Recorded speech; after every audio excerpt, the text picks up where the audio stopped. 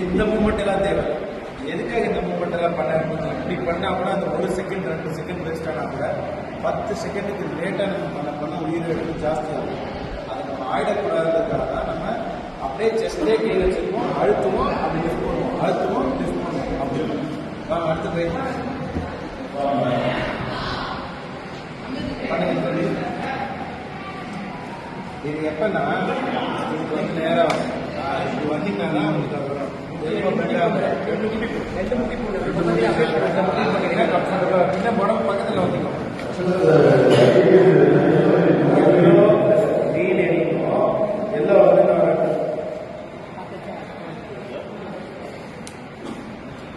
அதில்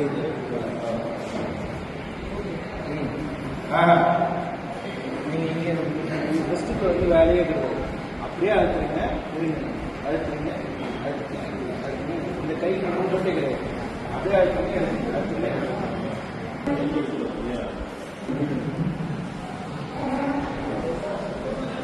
Ready, 1, 2, 3, 4, 5, 6, 7, 8, 9, 10, 11, 12, 13, 14, 15, 16, 17, 18, 19,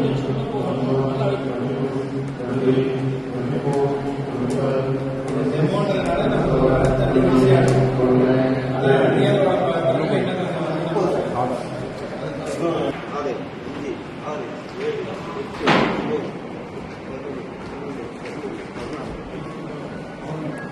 அதே மாதிரி வெரி குட்.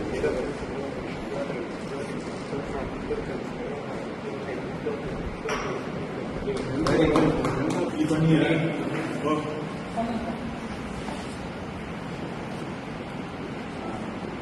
இவ்வளோ ஸ்பீடாக போனால் என்ன ஆகும்? என்ன சொன்னாங்க? இதயம் வந்து பெரிய நம்ம டைமில் பெரிய இதே நம்ம அழைச்சிட்டு இருக்கோம். அழைச்சிட்டு கொஞ்சம் ஒரு ஃபியூ செகண்ட்ஸ் தான், 1 செகண்ட் கூட இல்லை, கொஞ்சம் ஸ்லோ பண்ணால் போதும். நல்லா பண்ணுறீங்க. அவ்வளோதான். இந்த ஸ்பீட் என்ன ஸ்பீட் அப்போ தான் நமக்கு வந்து 2 நிமிஷத்துக்கு 4 சைக்கிள், ஒரு சைக்கிளுக்கு 30:2 சொல்லணும்.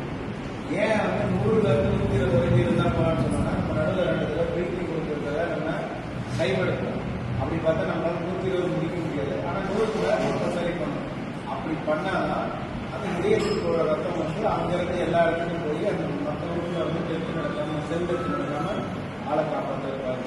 இது பண்ணிடுயா ஏதாவது எமர்ஜென்சின்னா அவங்களுக்கு வந்து கார்டியாக